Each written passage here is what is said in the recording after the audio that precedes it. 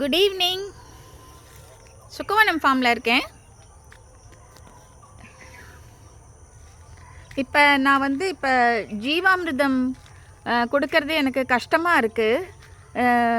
In fact அந்த நிறைய challenges இருக்குது. இந்த ஃபில்ட்ரிங் ப்ராசஸ்ஸு அதெல்லாம் இருக்கிறதுனால நான் இப்போ கொஞ்ச நாளாக ஜீவாமிர்தமே கொடுக்கறதில்ல.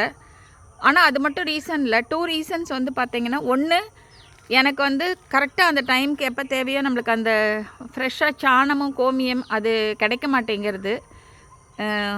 கவுஸ் இருக்குது, பட் எனக்கு அவைலபிளாக இல்லை அது.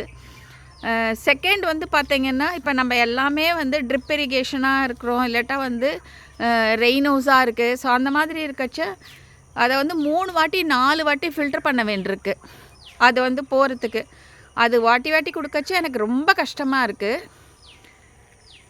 இன்ஃபேக்ட் இந்த வாட்டி கூட பார்த்திங்கன்னா, ஒருத்தங்க ஒரு அன்னக்கூட அளவுக்கு சாணம் எடுத்துகிட்டு கொடுத்தாங்க எனக்கு, நெல்லுக்கு கொடுக்கறதுக்காக. நான் அதுவே என்ன பண்ணேன்னா, ஜீவாமிர்தமாக பண்ணாமல் அந்த பச்சை சாணத்தை எடுத்துன்னு போய் அந்த நெல்லுக்கு தண்ணி போகிறது இருக்கு இல்லையா, அந்த வழியில் அந்த இடத்துல போட்டு விட்டேன். அது அப்படியே கரைஞ்சி போயிடும். அது எப்படி ஒரு 20 கிலோ இருக்கும். அது அப்படியே கரைஞ்சி போட்டோன்னு சொல்லிட்டு அப்படியே போட்டு விட்டேன். ஸோ அதனால் இந்த சேலஞ்சஸ்லாம் இருக்கிறதுனால இது எப்படி பண்ணுறது அப்படின்னு யோசித்தேன். எனக்கு இந்த ஜீவாமிர்தம் அடிக்கட்டுறது ஒரு பிரச்சனை அப்படின்னா, கனஜீவாமிர்தமாக இருந்தாலும் எனக்கு கஷ்டமாக இருக்குது. ஏன்னா நம்ம பண்ணி எடுத்து வச்சோன்னு வச்சுக்கோங்களேன், அதை தூவறதுக்கு ஆள் கிடைக்க மாட்டேங்கிறது நம்மளுக்கு.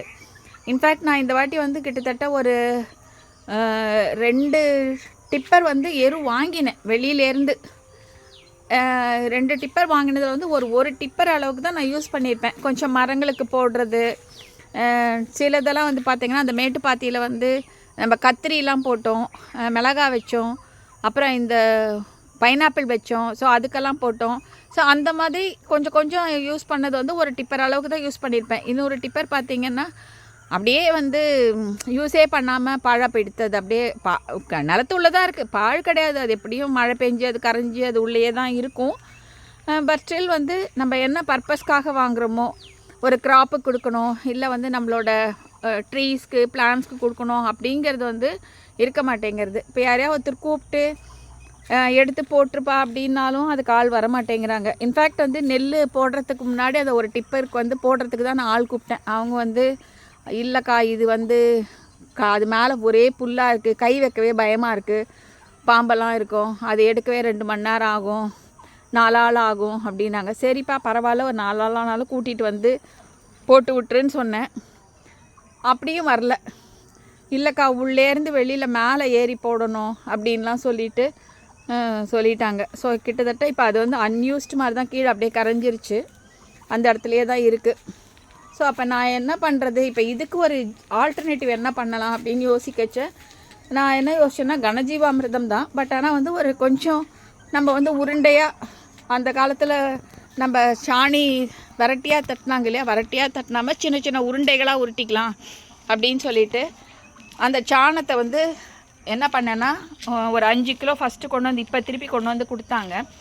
அதை என்ன பண்ணேன்னா, அதில் கொஞ்சம் கோமியம் கலந்து, பயறு மாவுக்கு எப்படி நம்மளுக்கு துவரை விளையிறது உள்ள, அதையே நல்லா மிக்சியில் நல்லா பவுடர் ஆக்கிட்டு, ஸோ துவரை, அதே மாதிரி வெல்லம், கொஞ்சோண்டு கோமியம் தெளித்து அப்படியே உருண்டையாக உருட்டி காய வச்சுட்டேன். இதுவும் காஞ்சிடுச்சு நல்லா. ஆனால் நேற்று மழை வந்ததில் கொஞ்சம் வெளியில் இருந்தது, அதனால் கொஞ்சம் அந்த சாரல் பட்டு கொஞ்சம் ஈரமாயிட்ருக்கு. ஸோ நான் இப்போ என்ன யோசிச்சுட்டு இருக்கேன்னா, இது மாதிரி உருண்டையாக பண்ணி நல்லா இந்த மாதிரி நல்லா காய வச்சு பேக் பண்ணி வச்சிட்டோம்னா இது ரொம்ப ஈஸி. ஒன்று கனஜீவாமிர்தம் மாதிரி அன்னக்கூடையில் எடுத்துன்னு போய் தூவவும் தேவையில்லை, அதுக்கும் ஆள் தேவை. இதுக்கு பார்த்திங்கன்னா ஒரு ஆள்கிட்ட கொடுத்தோம்னா அப்படியே அவங்க நடந்துகிட்டே தூக்கி விசிறி அடிச்சுட்டே போயிடலாம். அப்படி இல்லாத பட்சத்தில் அவங்க வரவே மாட்டாங்க. இப்போ இல்லை அப்படின்னு சொன்னாங்கன்னா எனக்கு ஒன்றும் பிரச்சனையே இல்லை. பேசாமல் ஒரு பக்கெட்டில் எடுத்து போட்டுன்ட்டு வரப்பில் நடந்துகிட்டே தூக்கி விசிறி அடிச்சுட்டே போயிட்டு அதுக்கப்புறம் தண்ணி விட்டோம்னா அது எல்லா இடத்துலையும் பரவிடும். ஸோ நம்மளுக்கு ஜீவாமிர்தம் கொடுத்த எஃபெக்ட்டும் கிடச்சிரும். ஸோ இது பார்த்திங்கன்னா அது அந்த அளவுக்கு அது இம்பேக்ட் இருக்குமா குறையுமா அதெல்லாம் எனக்கு தெரியல. மேபி ஒரு ஒரு வாட்டி கொடுக்கறதுக்கு பதில் மேபி 10 நாளைக்கு ஒருக்கா 15 நாளைக்கு ஒருக்கா கொடுக்கறதுக்கு பதில் வாரம் ஒரு வாட்டி கூட கொடுக்கலாம், நிறைய அவைலபிளாக இருந்தால். இல்லை இன்னொன்று வந்து கொடுக்காமல் இருக்கிறதுக்கு கண்டிப்பாக கொடுக்கறதுக்கு நம்மளுக்கு அவைலபிளாக சம்திங் இருக்கும், அது ஒன்று. ஸோ அதுதான் நான் யோசித்தேன். இன்னொன்று மரங்களுக்கு கொடுக்கறதும் ஈஸி தான். இப்போ நம்ம மரங்களுக்கு வந்து என்ன பண்ணலான்னா 2 பக்கம் களைக்கொத்தியை வச்சு ஒரு சின்ன குழி எடுத்து 2 உருண்டை 3 உருண்டை போட்டு மூடி வச்சிடலாம். மூடி வச்சுட்டு அது மேலே மல்ச் போட்டு விட்டுடலாம். அதுக்கப்புறம் நம்மளுக்கு இருக்கவே இஎம் கரைசல் கொடுக்குறோம், WDC கொடுக்குறோம், ஃப்ரூட் கன்காக்ஷன் கொடுக்குறோம். ஸோ அதெல்லாமும் கொடுக்குறோம். ஸோ அதனால் வந்து இதுவும் அதில் சேரும். இப்போ வந்து எருவே கொடுக்கறதில்ல இந்த மரங்களுக்கு அப்படிங்கிற ஒரு இது வந்து கொஞ்சம் அது வந்து சால்வ் ஆகும்.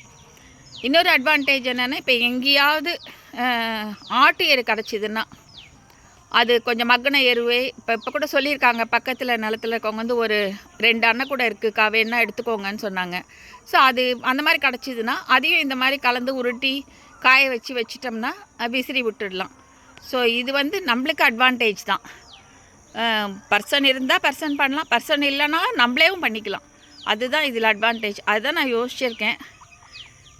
இப்போ உங்களுக்கு எதனா பெட்டர் ஐடியாஸ் இருந்ததுன்னா என்கிட்ட ஷேர் பண்ணுங்கள்.